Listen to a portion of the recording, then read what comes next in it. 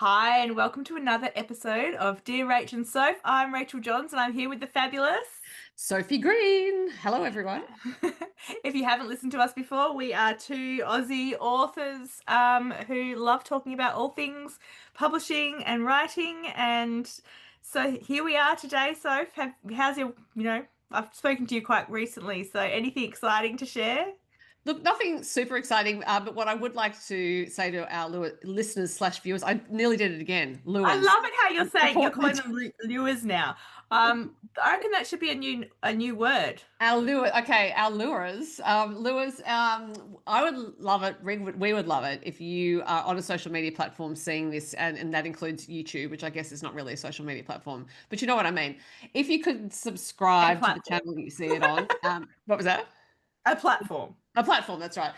If you could like the video or like the episode if you're on it, or leave us a review, that'd be amazing. And we're saying this because it can just seem to lures that these things sort of chug on, but it really helps us get more of an audience. And we're saying that not just because we want to have more of an audience, but because actually we're on a bit of a mission, I think, to help promote Australian writing in general. Yes, And that's why we're definitely. interviewing a lot of other writers. We're talking about writing practice, and also hopefully the readers who are listening are finding some new books to read each time. So yeah, we'd love it if you would like, subscribe, leave a review or rating.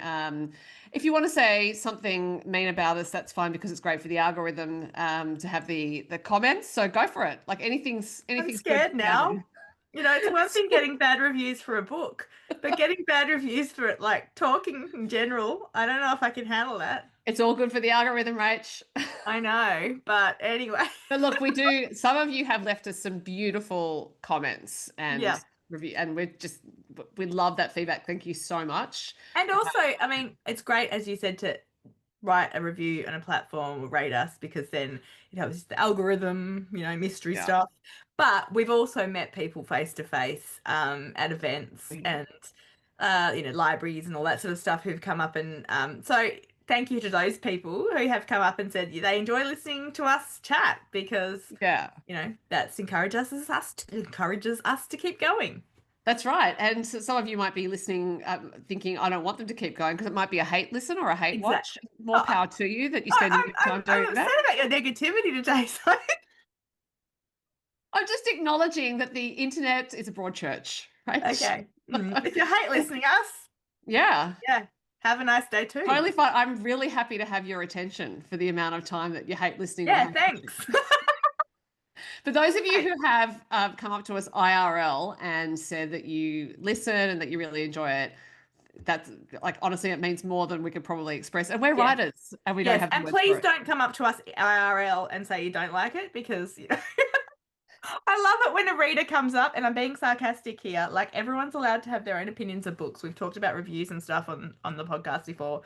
But it's really annoying when someone comes up in real life and says to you, I liked all your books mostly, but I didn't really like your last one. And it's like, thank you. I don't need that. I don't need to know that. So, I've had people give me critiques as well. They're like, I yeah. really think in that book you should have stopped at that point and then kept going. It's like, okay. But again, good And for the algorithm. I said, everyone can have their own opinions, 100%. But once a book's out, I don't necessarily need to know that you face to face, Yeah, because what am I supposed to say in response? once a book's out, a reader has their own relationship to it, and it's different Yeah. to our relationship to it. And so the things that we felt were good for the story at the time we wrote it, the reader may not feel are good for the story, but we had our own We relationship. might not even think it's good for the story by that time either. Like I just did the terrible thing this morning of opening up my manuscript because I'd sent the copy of edits off yesterday and just was skimming through because, I've got nothing better to do with my life than procrastinate skimming through an old book that's already been signed off. And I was like, hang on. I haven't really said anything about that conversation after. So, you can Oh no. always find, Yeah. that's why eventually you have to just close the door, right? And go, Yeah. Well, I it's, think you're probably like me. I would change them ad infinitum. If yeah, if they just kept sending sets of pages back, I'd always find something to yeah. change. Actually, So, recently, I follow Lucy Score, a very popular and successful mm, romance author, and I get her newsletter, and she said something about the book is now finally good enough that if I die, it can be published. I was like, she goes, there's always like, I could always keep going and making it better and better and stuff, but now it's good enough. It's got to the good enough stage that it's all right. Now I'm hoping mine's slightly better than good enough because she was talking about the you know, edits stage. Right. But Right. yeah, you've got to at some stage go, okay, let's stop now. It's good enough to be out there. That's right. Particularly as we've mentioned before, at the pace we're writing, Yeah. we don't have 5 years, 10 years to No. perfect it, and that's fine. Like that's the sort of fiction we write, Yeah. and we obviously want to do it, or we wouldn't do it. Now, speaking of writing, Rachael Hmm. Johns, at the time we're speaking, you are about to go to Rottnest Island for what I'm calling a writing coven. And, I would like to know what's going to I'm happen this going to writing tell coven. my fellow writing coven people that you call that. So I'm going to Rottnest for 4 nights with Anthea Hodson, Rachel Treasure, who many people have heard of, and also Fiona Palmer, who many people have read. And we are having a writing retreat, not a coven, Sophie. Um, and I mean coven in a positive way, I have to yeah, tell no, you. we're all at various stages of the writing editing process. I'm at the very beginning of a new book, so I don't actually think I will be getting a lot of writing done. I think I'm going to be more like writing notes and things and just Does that mean you're going to have to be like the cheerleading, the cheerleader in well, no, coven? Anthea's like, oh, I'm going to bring headphones because if you're not writing, you're going to be a pain in the ass. That's what she said, basically. You need And I to was point out to like, people that Anthea is a very old and yeah. close friend of yours. Yeah. Yes, exactly. But I said to her, look, just because I'm not writing, it doesn't mean I'm not working. And that is Yeah, that's right. exactly, and she Yeah. knows that, she's not stupid. But I do plan on using this week for a lot of like thinking. I said some brainstorming walks, yeah, so I'm looking forward to it. I think Rachel Treasure's writing a new book at the moment and Fiona Palmer too. So Anthea's editing. So we're all at different stages, but we're all determined to have a good, productive week. So you Well, said what happens? Well, I have been on this before, and usually we aim for a certain amount of words a day when we're all writing. Um, and you're not allowed to do something before you get to that, before like 1,000 words before anyone's allowed breakfast or things like that. But yeah. hopefully that's not the case, or no one's going to eat because I'm not writing words. Well, hubble bubble toilet trouble to your coven. Yes. And we're going to move on now because we have a guest today, and it's actually a guest whom I met through you, which Yes, was at true. your readers retreat on the Gold Coast last year. So, would you like to tell us about our guest? Sure. So our guest today is the lovely Jess Kitching. I'm going to read her bio before she comes in. Jess Kitching is an avid reader, writer, and binge watcher. Originally from Bradford, England, she now lives in Canberra, Australia. She has released 3 thrillers. That was a bit of a tongue twister. 3 thrillers. The Girl She Was Before, How to Destroy Your Husband, which I think is such a good title, and Lucky Number 13. But her latest novel, The Life Experiment, is a little bit different. It's a poignant, life-affirming love story about 2 people whose lives are turned upside down when they enter an experiment that predicts when they will die. Now, both of us have read this book, so Mm. we should be able to have a really good conversation about it. Not only have we read it, but quotes from us are on Yeah, the on cover. the front, we're hanging out Yeah, together on the cover. that's right. So, I'm going to put us on pause and bring Jess in. Here we go. Awesome. Hi, Jess. I'm a bit distracted by, is that a horse in your living room? It is a beautiful rocking horse, an antique rocking horse that's been in my aunt and uncle's family for a long time. Yes. Oh, I love it. I love it. Hello, Jess, by the way. Thank you for And coming hello, to Jess. us today. Just No, to be I'm clear. secondary. The horse is the main star I of the know. show. I'm so are you in your aunt and uncle's house now? Is that in Australia or are you overseas at the moment? I'm in my aunt and uncle's house in Canberra at the moment. Oh, Hence the okay. jumper. It's very cold this time Yeah, of yeah, year. yes. I just wasn't sure if you had taken a trip back to England or something. Not yet. Later in the year, I've got a few life experiment events already That booked is so for the exciting. UK. So I'm so excited. I get to see my mum and dad, and my mum and dad get to come to book events. They've not been able to do that so far. So it's going to be so That special. is amazing. Yes. That is amazing. So Canberra at this time of year, for those of you who don't live Must be anywhere near the freezing. eastern seaboard, is freezing because there's once it starts snowing in the snowy mountains, the wind hits the snow and then it hits Canberra, basically. So and then I it can comes to vouch for Sydney. it. Yeah. Yeah. It I've not doesn't come this de-iced a way. car for 7 years, and the other morning I was like, "Why 7 years? I haven't had to do this. I forgot how to de-ice a car." Wow. Oh, Okay. yeah. Well, Yeah. it's reminding you more like home in England. A little bit, except there's a lot less kind of pubs and people sat around a fireplace. It's still very much like, let's go for a walk. I'm like, oh, this is a nice way to spend winter. Yeah, that's so funny. I think Australians in general refuse to accept that there is any such thing as winter. I've heard, well, at least Well, there's not much in WA, I have to say. Yeah, that's true. The tropical west.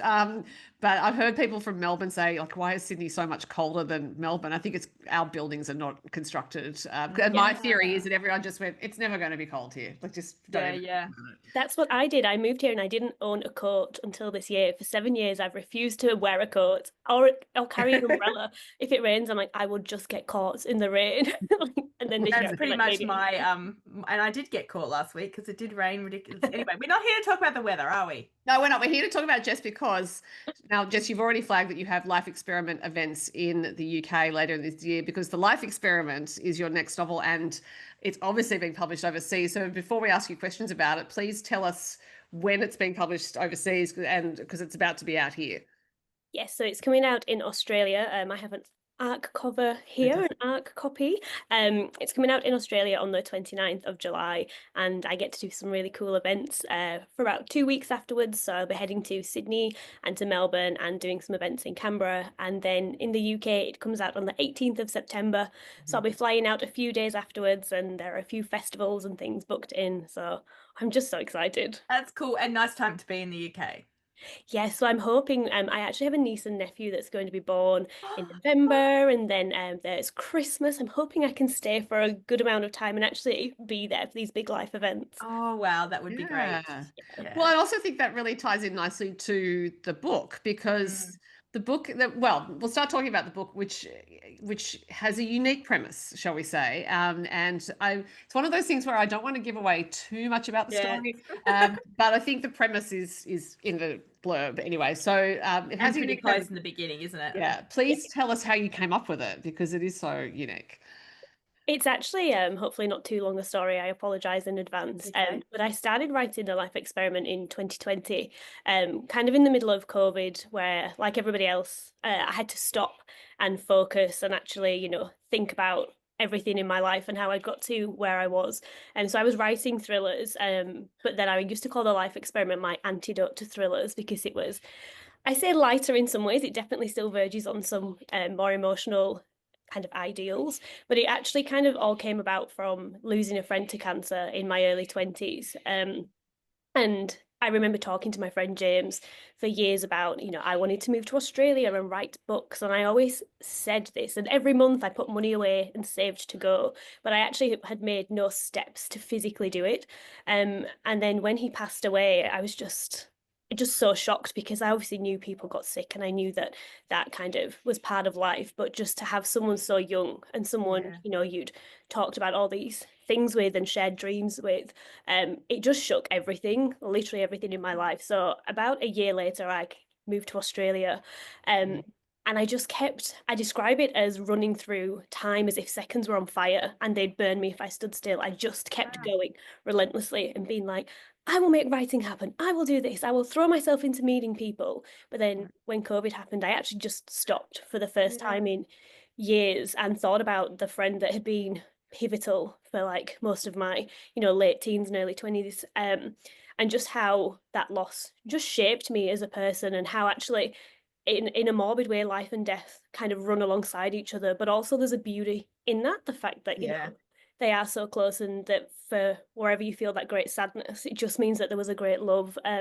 So I basically put all that emotion into the life experiment for the next few years. And like I say, I called it my antidote to thrillers. But I think it was always more than that. I just think at the time, for me processing everything that had happened, it felt good to name it something a little bit lighter.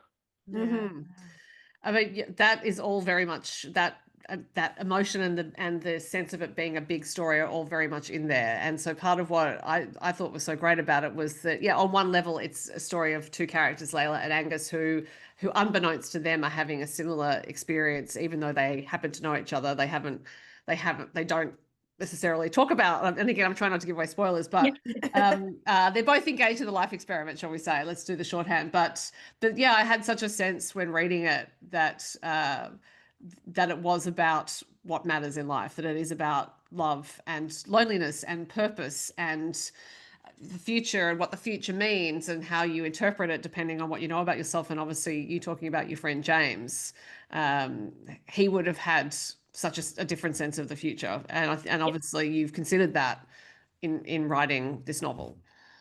Yeah, completely. I think that was always so much at the forefront of my mind. And the idea of having the joy in the small moments, like there were, moments, especially near the end of James's life, that were so sad, but also so happy, like moments where, even on the last day of his life, we were there and we were laughing with his family and his friends, and just how those two can go parallel and side by side. It was just that time was just me processing all of that. And then I think a lot of us, me especially, we fall into the trap of, to have a life well lived, you have to be pushing and Mm. constantly moving and constantly fighting and constantly, with Achieving right. stuff. Yeah, completely. And it's like tick, tick, tick. And, with writing, I always wanted to be an author. I was that kid that was writing stories. But as you guys will know, getting your foot in the door, it's this other world almost of just these hugely talented people. And I remember when I got to Australia, I was like, all I need is a foot in the door. As soon as that happens, I'll burst through and I'll keep pushing and I'll keep doing this. And I felt like for 2, 3 years, I was really trying in that almost not aggressive way, but really like ambitious and driven, but Yeah, yeah. actually taking the time to stop and process and be like, wow, you've achieved this today. And let's just sit with that. That's just been so beneficial and just changed my perspective on I everything. think we often do that, don't we? Like we forget to look back and see how far we've come or what we've done. Can I just ask a quick question? Yeah. Why Australia? And why did you sort of, it sounds like the whole writing, obviously you said you wanted to do it for a long time, but it sounds like the move to Australia and the decision to really focus on your writing were kind of, entwined. Yes. Why? Well, I have an uncle and aunt that live here, and I remember visiting when I think it was about 14, and I have a cousin that's my age, and he was telling me about hanging out with his friends, and he's like, "Oh, I'm going to a pool party this weekend," and I was like, "What? That's real? People actually go to pool parties at the weekend?" And I remember almost just being very jealous and outraged. And from the age of 14, I was like, one day I'm going to move to Australia. I'm going to live there. Wow. So that was always kind of my goal. And like I said, I'd been saving for years. But writing's just something I've always wanted to do. But I'm from a very kind of working class background. And a job was always like, I'm a trained teacher. A job was, somewhere you went on a day, you got a wage from the one place. Yeah. Kind of clocked in, you clocked out. It was very that was a job and that was stable and that was secure. But also the vulnerability of writing, like as you know, putting yourself out there on the page. I just wasn't confident enough. But then I moved to Australia and nobody knew who I was. Nobody had any opinion of me. I didn't know anybody. It was kind of a completely blank, fresh start in this place that I'd always wanted to be. And I was like, maybe I can go to a book event and introduce myself to a stranger because that's how I'm going to make friends. And maybe Yeah. I can go sit in a library for the first time and write there because nobody knows who I am. And it was just this really freeing experience where I feel like I've grown a lot as a person being here that Yeah. I'd Wow. only been able to do if I moved. That's interesting. Oh, thank you, Well, Shaq. yeah, because I lived in Vancouver, BC for a year, and Ah, I did things there that I hadn't had the chance to do here and probably wouldn't have done. Namely, I worked in a children's bookshop by day, but I was volunteering at a radio station and also working on the Street Press magazine. So Wow. I was on air on the radio station. I was interviewing musicians. I was editing. I was learning layout. But all of that directly feeds into the things I do now. So yeah, but it was that thing of, yeah, it can be really freeing to go somewhere where no one has expectations of you. yeah. Yeah, completely. So And it's true. terrifying. You're so scared when you move and you land somewhere and you're like, wait, how do I set up a bank account? How do I do this? All these Huge, day-to-day huge. things. I remember getting to Sydney after traveling and being like, I have a week to find an apartment. I was like, how do you find an apartment in a I'm week? so impressed because how old were you? Because I went when I was like 18 to no, 19 to England for a year, but I worked at like a kids, you've probably heard of PGL. I don't know. Oh, no. I did anyway. I worked at this kids play like camp place and but even yeah, getting a credit card, no, not a credit card, getting a bank account, I did all that sort of stuff too. But like at 19, 18, I just felt so much more like I went around, I traveled to Europe by myself and I'm thinking, geez, I don't know how I did that. Like so yeah, how old were you? Like 'cause you must have been quite young. I was either 24 or 25. Yeah, wow. And you just Definitely decided to early move 20s. across the other side of the world. Yeah. Yeah. It was scary, but like I said, it was kind of that Because I I knew had a I job wanted to to go do to it. when I went. So like, you just went and Yeah. Wow. Yeah, I was like, I've saved to write for a year. I'm just going to travel around, Wow, that's amazing. But good on you Yeah. for saving so hard too. That Yeah, is, it was that point where you go, do I buy a house or do I go for the dream? And I was like, yeah, you know what? We're going to go for the dream. Yeah. well, Well, it seems that to be in and of working out itself, well. yeah, but also that in and of itself is amazing because I think, even though there's often been pressure on people when they are emerging from, and you said you trained to be a teacher, emerging from university, going into the workforce, there, decades ago, there was pressure, but I think it's even more so now because there's so much more information out there and young people hearing what they should be doing and Yeah. hearing the interest rates and all that kind of stuff. Yeah. So to actually make the decision to pursue the dream in the face of everything that you'd grown up thinking you were meant to do is pretty awesome, Jess. Thanks, like I'll take it. It's definitely scary, and there's certain times where you look back and you go, should I have, maybe got the house? But I'm like, no, I wouldn't change anything at all. Yeah. I'm like, where I am is, I think if childhood me could see that, she'd probably be like, is this a lie? Is this somebody conning me? That's so funny. I've also found out that you're a teacher, as is Rachel. You both have that. Very briefly, like you though, it seems. I taught for 6 months. Did you teach? I taught for 3 years. I actually teach now. Yeah. Wow. So 4 what do you days. teach? Primary education. Oh, So wow. littlies, which is Yeah. really nice. At the moment, I'm doing casual work, so I do kind of contracts between schools, Yeah. which is great. But it's so hard. I don't know if you found this, having the different hats, like working all day with children, then coming home and writing or doing your. Well, I kind of did that, but I only did it for 6 months. Then I had a baby because I thought I'll sleep all day and I could write my best-selling book. But it didn't really work that way. It took a lot longer, but I know when I did relief and stuff, like, yeah, I'd take my hat off to anyone who can teach all day and then come home and write because I was especially I was a high school teacher, but I did relief mostly when I had little young kids in primary school, like year 1, 2, and it was so hard. So yeah, I'm in awe if you can find the time to write as well. I don't know how people like work in schools or and then go home to more children. I had a headache every time, and I was like, "Oh, please just leave me alone."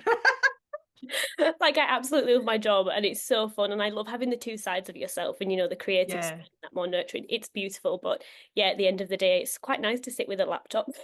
Yeah, but also I've said this before and stuff, like, and you talked about the whole, I think you mentioned, like, yeah, the income kind of thing, like somehow we said earlier on about parents, thinking you need a safe job, and I think it does help your writing to an extent, at least you've got that freedom that your writing can be, you're pursuing your dreams and doing all that, but that you can pay your bills Yes. because of that. And that really, I think that can really help writing, Yeah. It can help make you feel not that the pressure, like I often feel the pressure on me to keep writing is huge because it's now my only thing I can do. So yeah. Yeah, and I think it's also that bit where if you sit down, you have to write. Sometimes you get those moods where you're like, I'm just not feeling it. And you go, look, you've got an hour, you've worked all day, do this hour. You can always edit it and make it better. Whereas before, if I had a bit more time, I might have been like, yeah, I'll do it tomorrow. No, that's 100% true as well. So if you actually mentioned that in our other podcast, not that other podcast, but another episode. Yeah. Because I said I used to find I had all the time in the world when so I didn't have much time when my kids were little and we had a full-time business and stuff too. And I just got as much done as I do now. And then the other day I had quite a few appointments and different things I had to do. And I actually thought, well, I've only got this period of time. So I actually used that period of time really well. Whereas often I'll faff about, So yeah. Yeah, I just I understand because I work full time and there are plenty of times when I'll think, oh, I'm tired, and I think, well, too bad. You just It's that, but you've got the blanket like around you, like the world's gone dark, and you're kind of huddled like this, like a golem creature at your laptop. That's how I feel most of the time. But good on you, because so many people say, like, we talk to people, they're like, oh, can't find the time, and it just proves that you don't find the time, you make it. Yeah. And if you really want something, like you clearly did, you don't make excuses, you make the time and you get it done. Yeah. I think the key is just learn to not sleep, and You'll then be amazed when you have those extra 8 hours. Yeah. But it sounds like you were writing the life experiment while you were writing the thrillers, and so were you kind of purposely scheduling different time for those? We're not necessarily scheduling, but saying, okay, I'm going to put aside like the weekend for the life experiment and do the thrillers during the week? Or was it asking for a friend because I'm writing 2 books at once. So. I'm a really terrible mood writer. I don't personally think it's a bad thing, but No. I feel like now there's kind of deadlines and stuff. I'm like, it probably is a terrible thing, but it's just kind of how I feel on the day. I remember when I went to stay with Jo Dixon, another author, and Yeah. a writing retreat at her house, and I'd wake up and there was one day where I started like 4 different projects or chipped away at another because I was like, I'm just not feeling this one today, Jo. Yeah. I was like, the characters But are you can move on to the next one then, isn't it? That's what I kind of like hope as yeah, well. It's yeah, like instead of just staring into space on the one and going, oh, I'm not feeling it, you're still achieving, just switch to another one. Yeah. And you have those points where you get like I have a bit of a different writing process where I always know the end. The end is always the idea that comes to me first, and then I think, because to me I'm like, that's your peak moment of tension, so I go, okay, well, how did my characters end up there? Especially with thrillers, I'm like, unravel it. You've pushed these people to this point, I'll put a clue here and a clue there. But sometimes when you're writing you get that bit where you're like, I actually just need to pause at this point and back away, and I know something will come.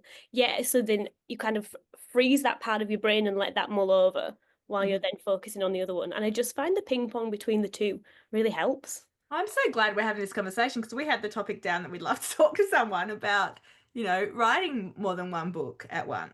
So you definitely, are you still doing that? Yeah, I've got like thrillers on the go. I don't even know what I'd call this genre. It's almost not quite sci-fi. It's a little bit romance. It's a little bit thriller. Then a book I call my heartbreak book. I've multiple projects on the go, and then also multiple projects that I've looked at and gone, this is going to stay in my graveyard of dead manuscripts for a long time. Oh, I have that graveyard too. Don't worry. Yeah, we all do. It just keeps stacking up. That's amazing. No, I really love that. So, any tips for anyone wanting to write more than one book at a time? I think that for me, the thing is, I have a lot of ideas. So I do think if you're someone that has a lot of ideas, just getting them down in whatever format. Like I say, I've got some things that are, half a page, some things that are 20,000 words through. And I feel like I know in myself where the story's going to go. But then also I know that there might be, it needs more time. So I actually just think it's just put it down. Like the worst that could happen is that, you spend a few weeks or a few evenings on a project that you never come back to. Or the best that could happen is you write 2 amazing books in 2 different genres that both get sold and you're published side by side. It's one of those things you don't know. And you learn something from all those, like, it's not like any of those words would be a waste because you are learning as you're writing, thinking about what is important to you in writing and what you need and like a whole load of things.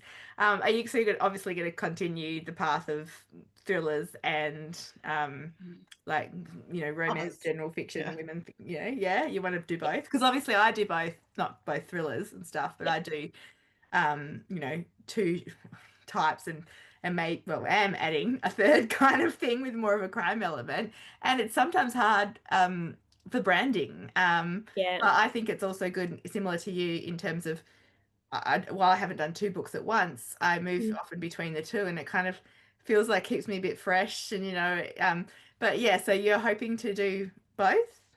Yes, I love that you say it keeps me fresh. That's how I feel. It kind of keeps me on my toes. And, it's really funny when I first started writing in the crime fiction sphere, a lot of people met me and they were like, you write crime? They're like, what? And Looks can be deceiving, people. Yeah, like I've got a dark side buried under the pink somewhere. But it's actually quite nice to have the 2 sides of yourself. I would love to, because I think it's, they just challenge you in different ways, especially like if you're now adding a third. I'm like, the style and the complexity of your writing, and I don't know, sometimes you want that challenge. It's so lovely to write in one genre, but with the life experiment, it was actually written as a 4-person narrative at first. When we submitted it to Simon and Schuster, they were like, we love it, but the 2 characters are Layla and Angus. They were like, we just keep going back to these characters. So did you have other people in the experiment as well? Like, were they the other point of views? Or was Sarah was the psychologist one of the characters you had? No, so she was always her. But actually, because when I got the feedback, I was like, I can absolutely see this. But the 2 other characters were Joanna, who then went on to be Layla's mum. So her kind of arc that she has in the book was its still own there. arc. Yeah. And I was like, that's really important to me to keep that in. And then there's a really tiny scene with a character called Alexander. It's very hard not to give any spoilers away, but Yeah. Angus meets him somewhere, shall I say? Mm. Oh my gosh, I'm trying to remember. My brain is terrible. I read the book a few months ago now. It's a really I small think scene. actually, I think I know who it is. Okay, good. You can keep Yeah. going. And that I was like, that scene was the core of a separate because it was Alexander's daughter who the fourth perspective was from. And I Wow. was like, can absolutely do a 50% rewrite. I was like, but these are the core of What you're gonna keep. two stories. Yeah, and Simon Schuster and Anthea, my publisher, was amazing with it because I was like, to me, this is the heart. These two stories, and Layla and Angus absolutely are their own heart as well. So I was really grateful that I got to. Sounds like you did a good job of the rewrite though, like, because that's quite a big thing to take two point of view characters out, yet still keep the essence of their story Mm. there. Yeah, I think when you I don't know if you've ever had this, where you get feedback and you absolutely agree with it. I was like hearing it going, of course, oh, this makes Yeah, so much yeah. sense. Oh, but then you also know yourself as the writer and the heart of what you want to put out there. And because this has such a personal link to me, and like my life and my friend, like this is who the book's dedicated to. In the Mm, acknowledgements, there's a whole section just about him and who he was that I feel like stories that had a core of, I guess, yeah. side of thing, but then also Joanna, that relationship with a mother and a daughter and family. Mm. I was like, I know I want to keep that in, and like I say, Anthony was brilliant at saying yes, let's marry those two together, and then letting Yeah. me have the freedom to do that in how I wanted to. That's so great. See, a great publisher is gold, right? So good, honestly. So how long, because there'll be some people listening slash watching who might be interested in this information. How long did it take you to do that rewrite? So I got it was in May last year was when I signed the contract. And I think I did it in like a month and a half, 2 months. I was quite fast with it. But that's because the Joanna sections was I could still use quite a lot of what Yeah. I'd written. Mhm. Because So was she not the mother in the first series? She was just another person. Okay. she was her own character in the Wow. original. It's still a similar dynamic of like had two children and Yeah. but it was just the perspective from her perspective. Yeah. Whereas actually it was like her character arc still really mirrors across. But yeah, it was Wow, that's amazing. a few weeks of intense work. Mhm. Yeah, well, and it is great that you had that reaction because Rachel and I have discussed getting feedback before, and I always say that I need to take Panadol and then I might have a good cry. Yeah. Panadol hasn't worked, but look, every now and again there'll be something where I think grudgingly, Yeah. oh yeah, that's fresh. Yeah, you're like, I Well, suppose you the expert, Yep. without giving too many spoilers away, what were the main characters' names again? Sorry, Layla and Angus. Angus. Um, because it is a romance Mhm. between was it a romance originally Yeah. or yeah, okay, so Always, they were always. always having a romance because I just wondered because I know when I heard you talking about, doing a different kind of book, I thought you did say a romance, sort of Mm. slash women's fiction. So I wondered like if it was more women's fiction and then became a romance because they said cut. So yeah, it's interesting. Yeah. Not a Yeah. romance like anyone would ever have read though, so I think No, that's what I a great mean. Like appeal. it's not. Yeah, I mean, yeah. it's that's why I could easily see that it could have maybe whether you started just thinking I'm writing a romance or I'm writing or it neither, and you just had an idea for a story. Yeah. That's the other thing I suppose when you say you have lots of ideas, how do you know?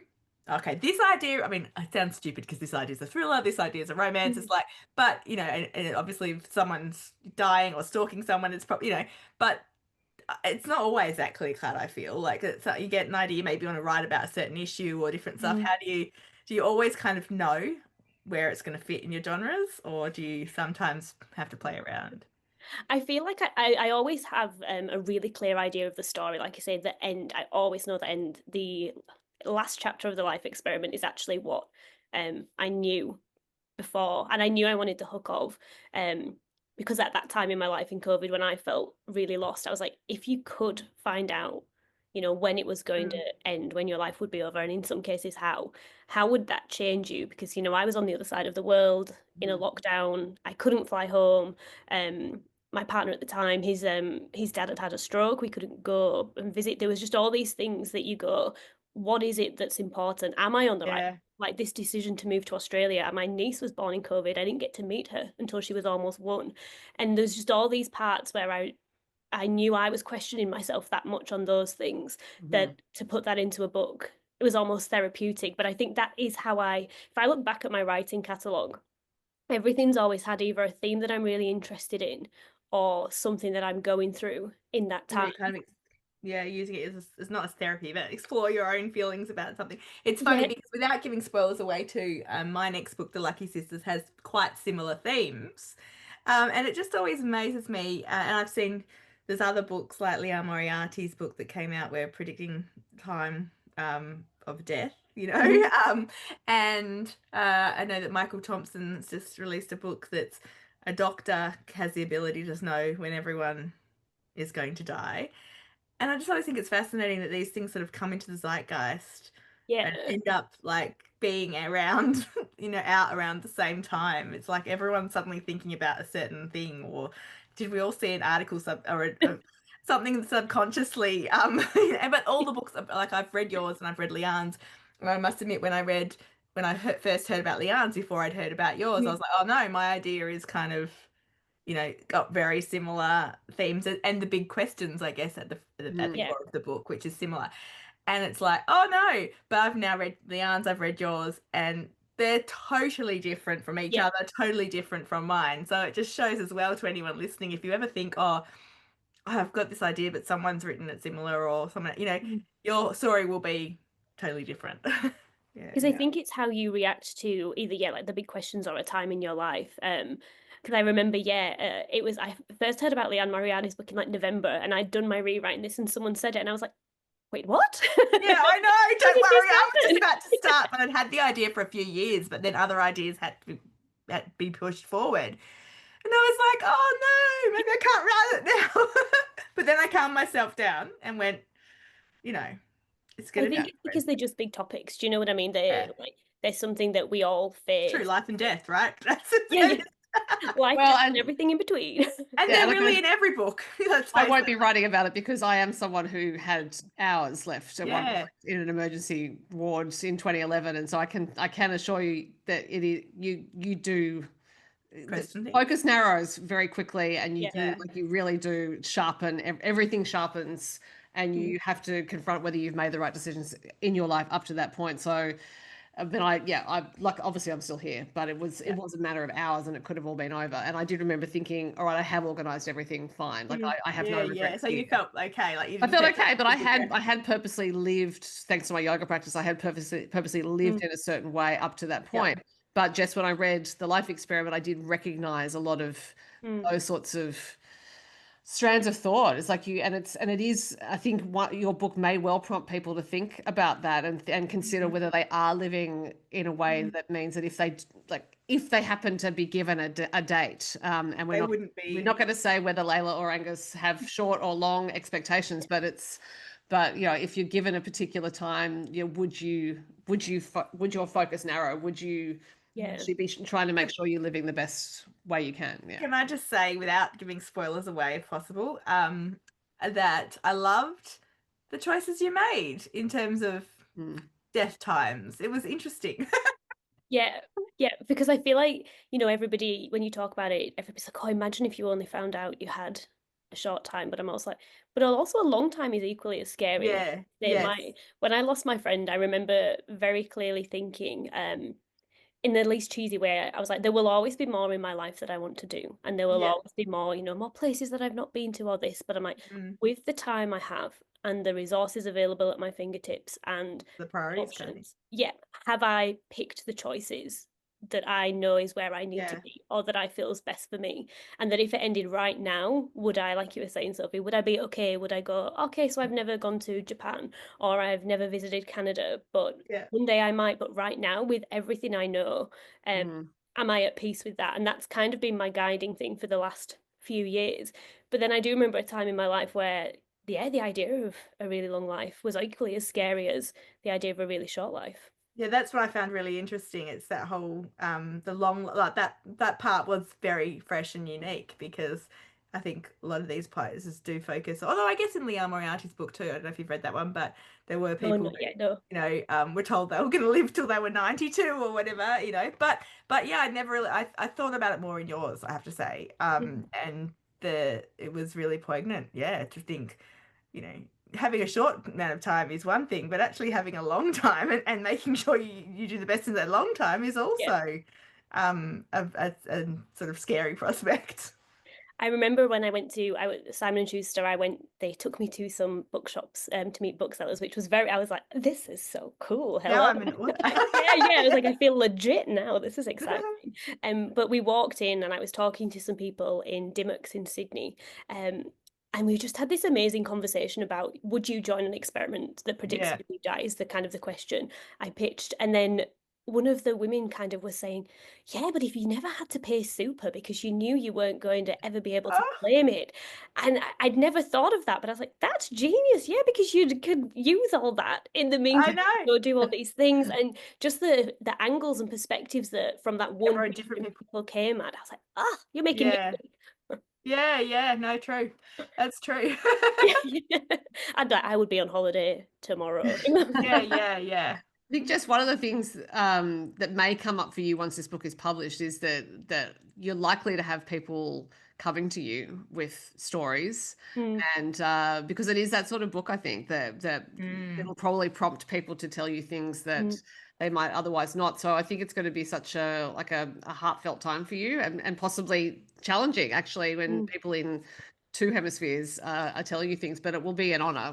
I am very, very sure this is going to happen, whether it's through social media or at events or both. Yeah. People will come to you and will tell you the impact that's had and want to share with you. I think as a storyteller, it's always such a compliment when someone wants to do that. Yeah, that's been one of my favorite things. My thrillers are obviously crime fiction, but my first book was about kind of the trauma legacy of bullying. I have a facial birthmark, so that was quite again a personalized experience. And then my last book, Lucky Number 11, that was kind of about being the survivor of sexual assault or some kind of violence, which I've been quite open about that when I was a teenager that happened. I sometimes think I'm not quite aware of how when I put that out there into a book, you are opening yourself up to, conversations about that. But then at the same time, those conversations are the most heartfelt things that I've carried with me from, meeting readers. And they're the things that you go, gosh, all those lonely hours at the laptop where it's just you on your own being like, is this going to connect with anyone? Am I just writing nonsense? Yeah. It makes it all worthwhile. Yeah. So they're actually my favorite parts.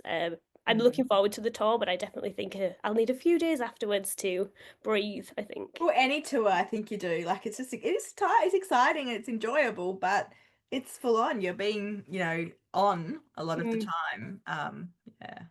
I mean, just the subjects you mentioned then, bullying and sexual violence, they're considerable things for a person to go through, and also to put them into fiction, even if you didn't want to say that they were part of your life, you are going to talk about them. So as a writer, the decision to write about those subjects, was it one that you felt you initially decided to put them into the stories and then you were writing and you thought, what am I doing here? Or actually once you committed to that, you thought, no, I need this out and this is the best way to do it? I think I always write, earlier when we were talking about genre, I don't write to a genre, I write a book that I would like to read, is how I kind of view my writing. But then with stuff like that, I remember certain times feeling so isolated. Like I remember when I was younger and it had happened, I didn't tell anybody for 2 years what had happened. I was a child that was just terrified to kind of say. And I remember feeling like for so long I didn't have a voice or I was too scared to use it. And then a few books in, I was like, well, I do have a voice. And actually using that, somebody else out there they don't have to ever talk about it. They don't have to share it with me or share it with somebody, but just knowing that you're not alone. And I think actually a lot of my writing stems from the thing that you don't want other people to ever feel quite as alone as you did. So you know that there's a vulnerability of putting it out there. But at the Yeah. same time, I'm like, well, I wish I'd had that. I wish someone had done that for me. So I think that's kind of a conscious choice. I'm crying behind my glasses, Jess. Rachel's going to have to speak. Oh, Sorry. sorry. Yes. Okay. Well, no, I do think it's very, very, a worthy cause of years. Yesterday we were talking about how sometimes as an author we spoke to a doctor or someone who was almost a Mm. doctor, and you know, during COVID they were like, oh, I should have been a doctor because I could have done all these, you know, wonderful things and save people and help people, but books save lives too, Mm. right? Yeah. And you know, the amount of people that will read your books and go, oh, thank you, it gives me permission to talk about things, Mm. or to know that I'm not the only one that went through something like that. So, Mm.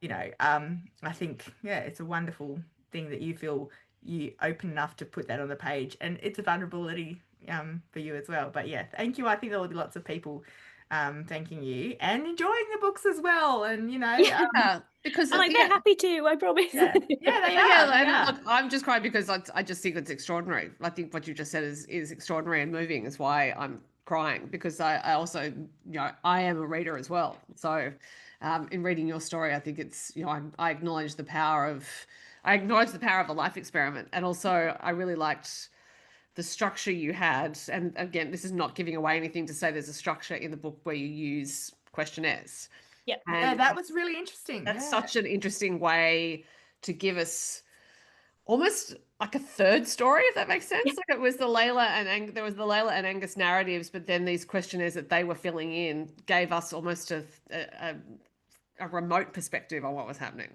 Yeah, did they come originally, or did you like come? That was that after edits. Did you always know you were going to have that? Because it's true, they were sort of like little main sort of like signals in the book where we always knew they were coming, and I kind of felt comforted that I knew they were coming, if that makes sense. Like, but it was also really good insight into how they were feeling, because I guess sometimes people are more likely to put something down on an anonymous kind of, not anonymous, but you know, like Mm. Mm. someone was reading them, than they would necessarily even admit in their head. Yeah. Yeah, they were actually so they weren't in my original draft, but when I was talking with Simon and Schuster, so my publisher Anthea, and then my agent Dan, we were talking about, because when I'd made the edits for it to be kind of more of a love story and a two-person narrative, um, so in the first draft there were a lot more experiment-based scenes. They had a lot more kind of interaction with Syra, and it was very kind of, yeah, experiment heavy. So they were like, we don't want to lose that because this is so important. And then I remember discussing and being like, oh, these could actually be a really great way to, yes, you see, you know, Layla and Angus together, and Layla and Angus with their families and their workplaces, but this is almost like their diaries, their Yeah, thoughts. yeah. You know, like this gives you like, because there's little jokes and bits of humor and moments that I could put in there that if I hadn't included that, or if in the brainstorming session someone was like, well, how could we, what would they be doing as part of the experiment, what have you already written, if we hadn't had that, you wouldn't get those little extra personalized Mm. moments. So I'm really glad you like them. They actually were one of my favorite bits to write from like a light-hearted, funny little Yeah, perspective. Yeah. yeah, And it's just interesting to show that they obviously, like, there was a lot of rewriting, obviously, in Yep. this book, but really useful tips on how to strengthen the book. But it just also shows to anyone listening that, you know, they signed you before Mm. all those rewrites, right? So they could see, like, they loved it enough and could see how, you know, did they speak about any of those things before you, like, giving you the chance to back out if you didn't want to change 4 point of views, or like, how did Yeah, that? so that was spoke about. So my story for publication is really funny. It was my last day of Sydney. When I was in Sydney, I was moving to Melbourne the day after, and I met my agent for lunch, and I was like, I've been working on this thing, and he was like, okay, and I was like, well, like, yeah, do you want to read it? And then about 2 days later, he called me and was like, this is not a thing. I don't know why. Why you? He was like, what do you mean? You've been working on this thing? And then we sent That's it to funny. Simon and Schuster on like an exclusive read on the Friday, and Monday morning he got a call and was like, we want this, but Wow. we want to have a meeting and say, you know, this is how we see it. So I'd not signed anything by that So point. you knew what you were getting yourself in for. Yeah. And I actually took 2 days to think about it, because I was like, I could see Good on you. completely it would Yeah. work. But then I was like, I need to, like I mentioned the, you know, the Joanna character and then Alexander, I was like, they were big for me, big parts of the story that I was like, I know if I sign this, that will change. But I'm like, but I know how I see this. So I spent a few days kind of reworking in this and just going, am I comfortable with this? But then also, as soon as I started looking at it, I was like, I could fly with this. I could go here and there. Yeah, And yeah. so yeah, the 2 days was really important. But that was all, yeah, before I signed. That's really interesting, because you probably would have, I mean, so you only ever submitted to Simon and Schuster. Yeah.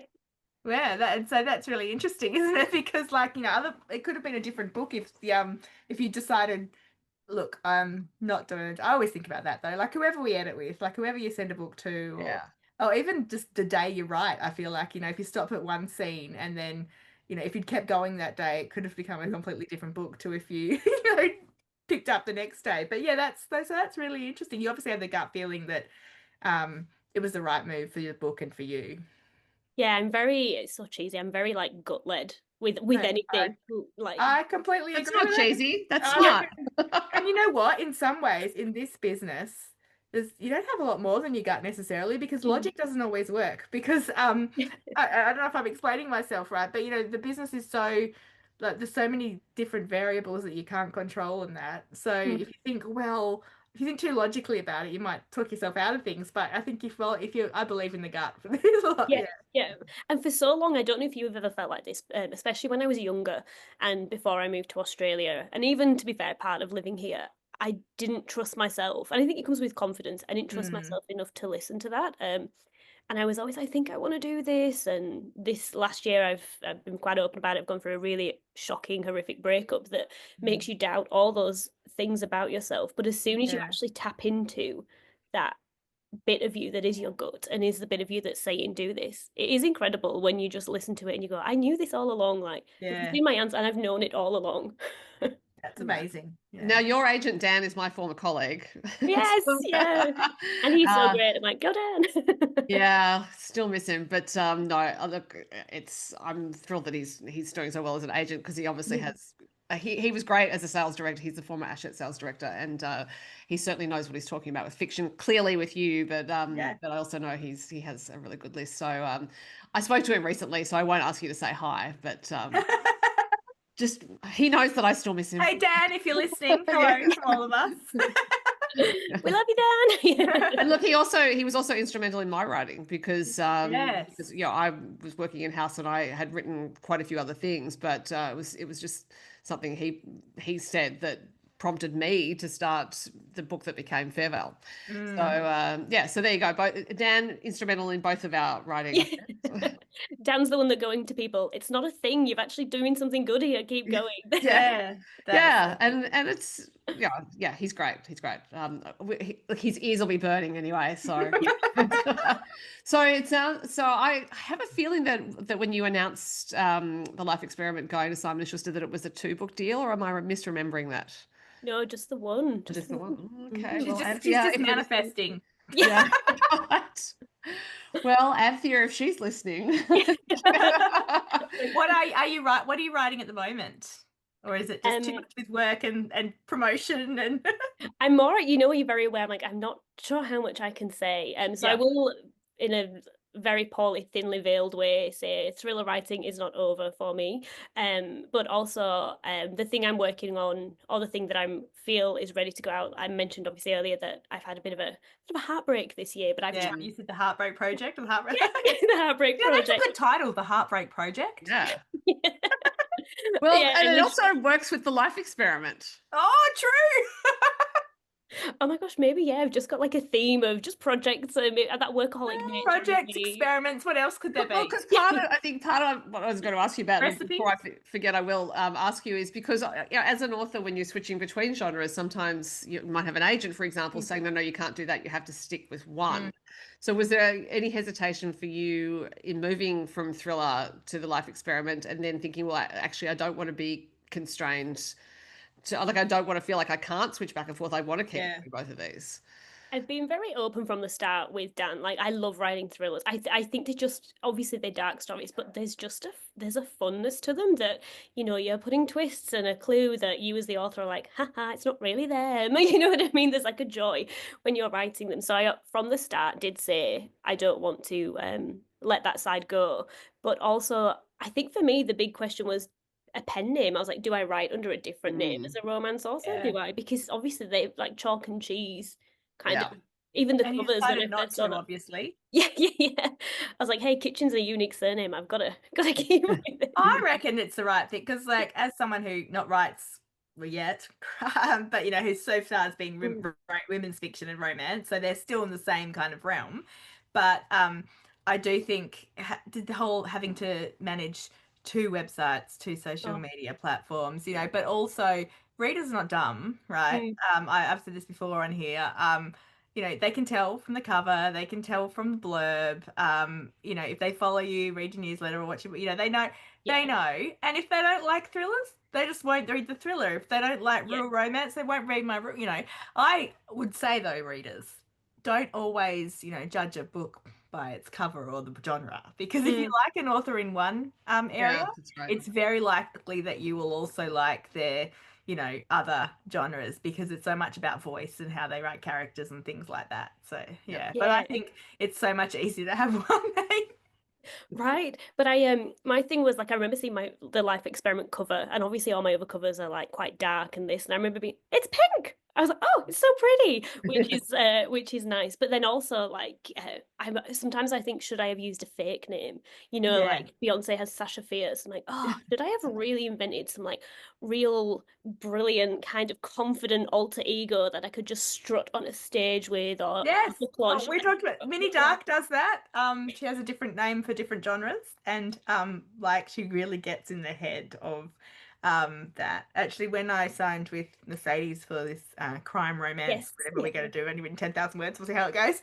But they floated the idea for about 5 minutes of us having a pen name instead of writing under our two names, and it was so fun. Kind of, we came up with one, and I fell in love with it, and it was like, well, that's going to be us, it's going to be like a totally different thing to just you and me. And then they said no. So I was like sad about that. So I do understand the whole idea of having a different name. I mean, I have a different name anyway, because my real name is Rachel, but my surname is not Johns. And it is kind of a bit like that, putting yourself into the persona. Well, and same with me. Green is not my last name. Yeah. So now I feel like I'm more Rachael Johns than my real me.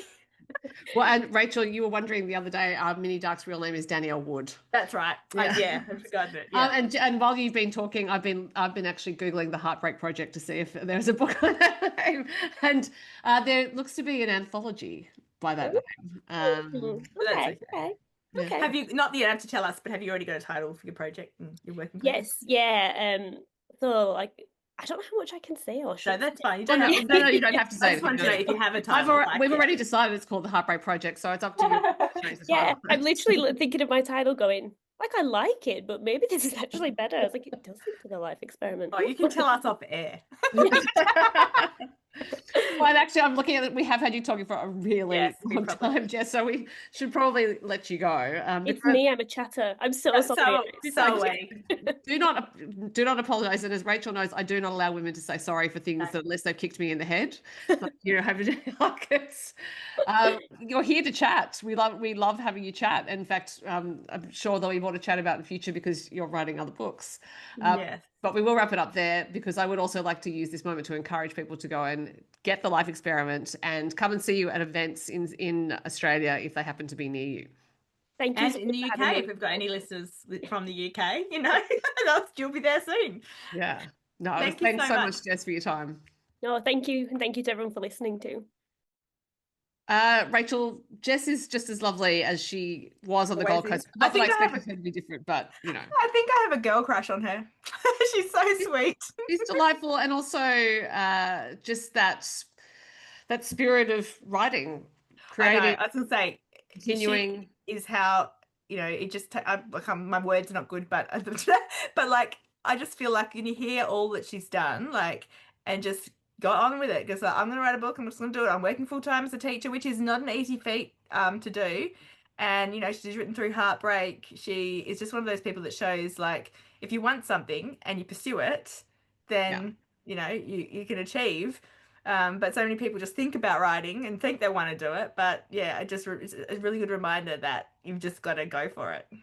Yeah, she's really going for it, and I hope people really go for the Life Experiment. And it's such a different story, and you will not forget it in a hurry. So I think both of us read it a while ago and still thinking about it, and obviously can still talk about it with clarity. So it's really lasted. So yeah, no, definitely. I'm very excited for her.